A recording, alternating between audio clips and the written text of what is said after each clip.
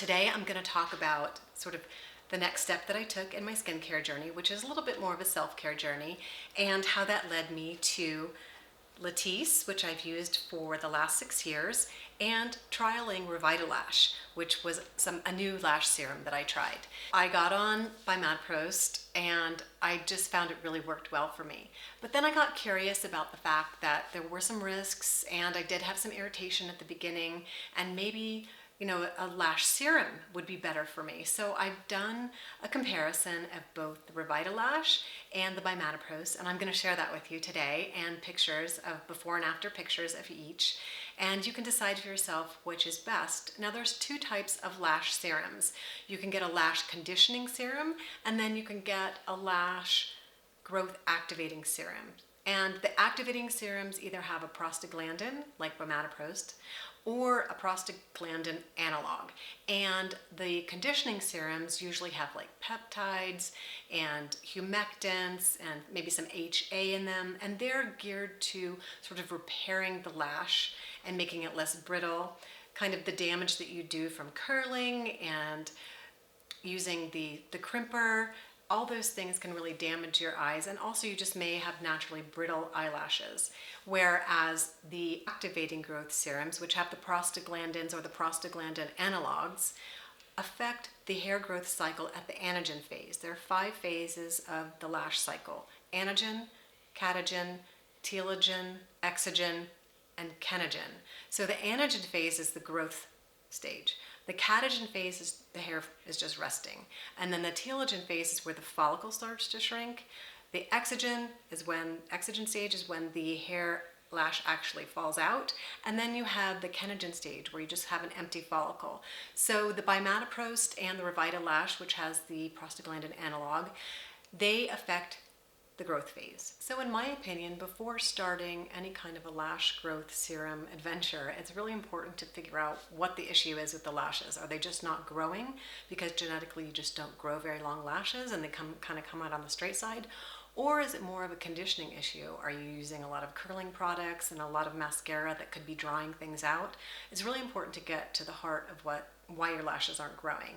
And so for me personally, just genetically, I just didn't grow very long lashes. It just wasn't something my genetics was capable of. It wasn't really that I had eczema on my eye or I was using drying products. It wasn't really the condition of my lashes. It was just more the fact that my growth cycle was really short.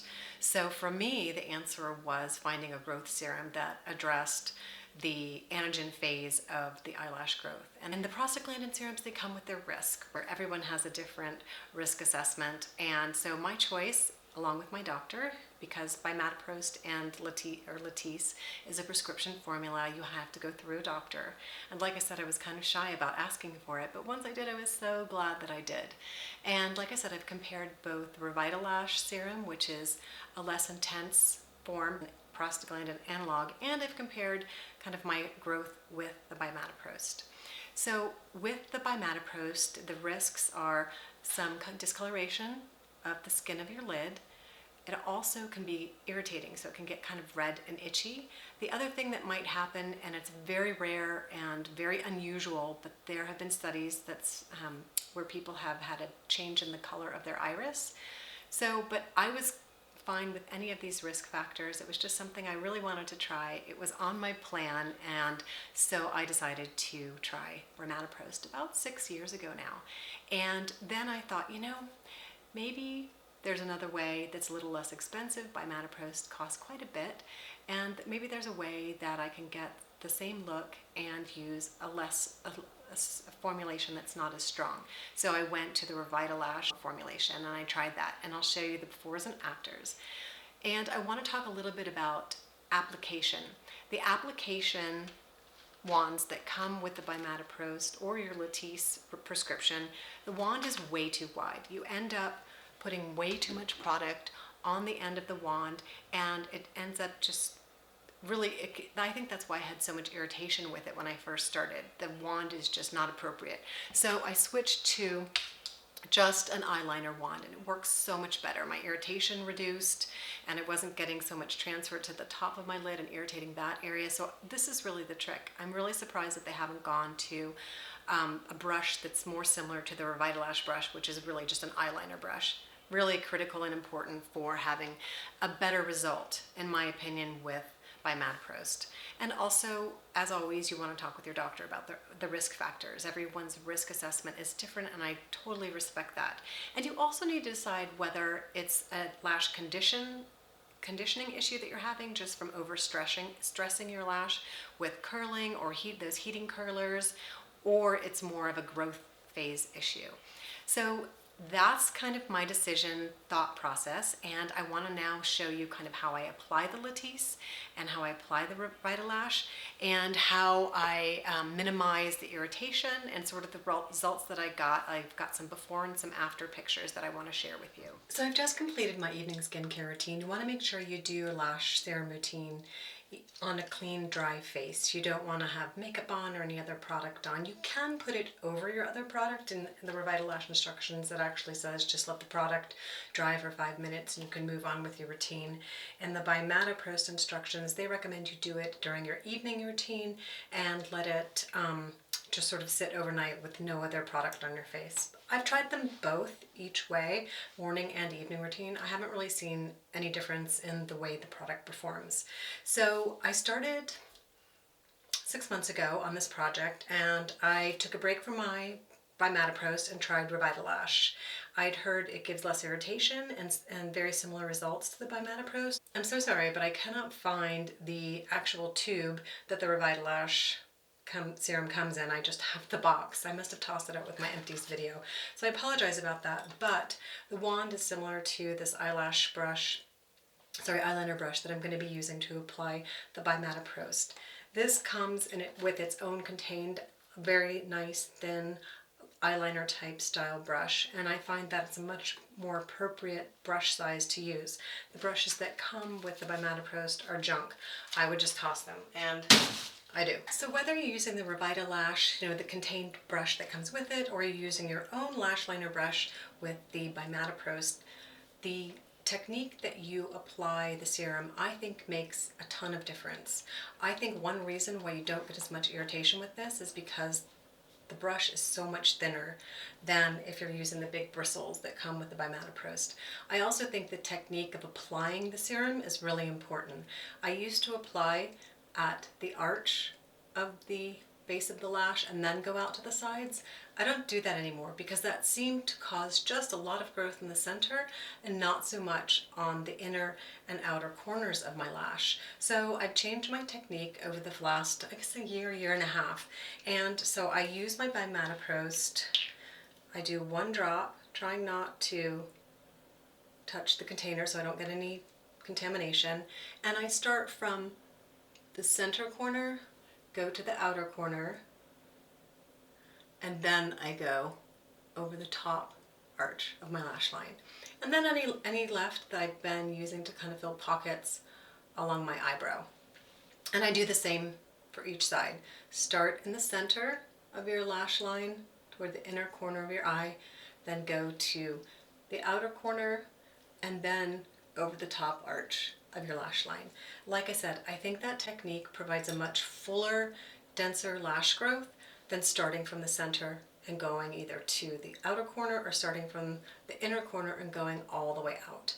So that's how I've kind of tweaked my technique over the last few years to get a more full, dense lash line from the bimatoprost. Now let's get into the comparison. I'm going to show you my 3-month result using the REVITALASH. This is a serum that has both a prostaglandin analog and glycerin biotin, so it's a conditioning serum and a prostaglandin analog serum. And then my 3 months back on bimatoprost, which is a prostaglandin only serum.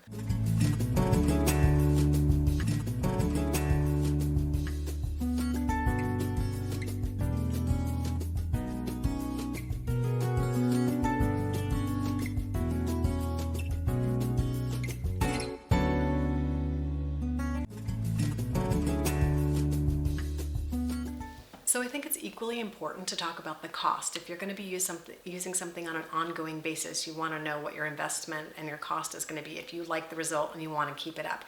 Because with either of these serums, whether it's the REVITALASH or the BiMataPros, you have to use it on an ongoing basis or your lashes will return to their original growth. It's not something that will sustain just after like a 3-month use. So 5 or 6 years ago when I started the BiMataPros, it was $90, and that was with a prescription and insurance won't cover it. And I bought the REVITALASH and it was also $90 for about a 3-month supply, so pretty comparable. But lately I've been able to get the BiMataPros serum for about $38 with a GoodRx coupon. So that's saving me quite a bit of money. And like I said, the cost is a commitment if it's something you're going to be wanting to do on an ongoing basis. I think the BiMataPros did a much better job at growing a fuller, denser, thicker, more evenly distributed lash line. But I wanted to mention that could be, possibly, that my lashes were in a different phase of growth during the 3 months that I used the REVITALASH serum. Remember before I was talking about the anagen, catagen, telogen, exogen, and catagen phases of your lashes. They go through this whole cycle, and it's not a quick process. It takes a long time to grow lashes. Not quite as long as your eyebrows, but I just wanted to make that acknowledgement that it could have been that my lashes were in a different stage of growth during that time. It's possible, but in my experience, I'm having really good luck with the BiMataPros. I'm not getting a lot of irritation. Now I do have to say, when I started this about 5 years ago, a little more than 5 years ago, the BiMataPros did itch a little bit, but I honestly think it has to do with using a less dense brush and using less product as opposed to the product itself. And I can back off to using it 2 to 3 days a week and still have nice maintenance. If I use it a little bit more often, they will get thicker and fuller. I've talked to several people that have tried the BiMataPros and they say they get these 1 or 2 long funky lashes. So it's true, it doesn't work for everybody, but it has been a really great process for me. I've really enjoyed growing my lashes out. It's kind of made me feel prettier. It's something I always felt envious about, like long, beautiful lashes. I never thought were in my future, and I've really enjoyed having this part of my beauty routine. And remember, I did tell you that you have to get a doctor's prescription to use the BiMataPros, and I believe I did have to have an eye exam before that. You don't want to have any health conditions with your eye, and you want to make sure that your doctor's aware, obviously, that you're using this type of lash serum, but I know not everybody is comfortable with the same level of risk, and I always want to let you know in any of my videos, my risk may not be yours, and I respect your decision and your risk tolerance or intolerance. So I just wanted to let you know that. Other thing is, I've heard this company Rory is now offering a virtual consult to use Latisse. I don't know anything about the program, but that might be something you're interested in looking into. So I wanted to mention that as well. So I hope everybody enjoyed today's video. Like I said, I've enjoyed experimenting with each of these serums, and like I said, let me know what your experiences are if you've ever tried either one of them.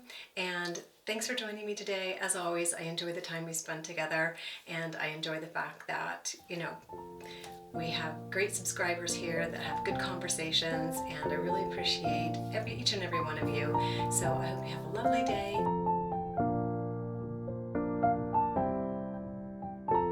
I'm back in my flannels. Y'all probably don't care about the weather, do you?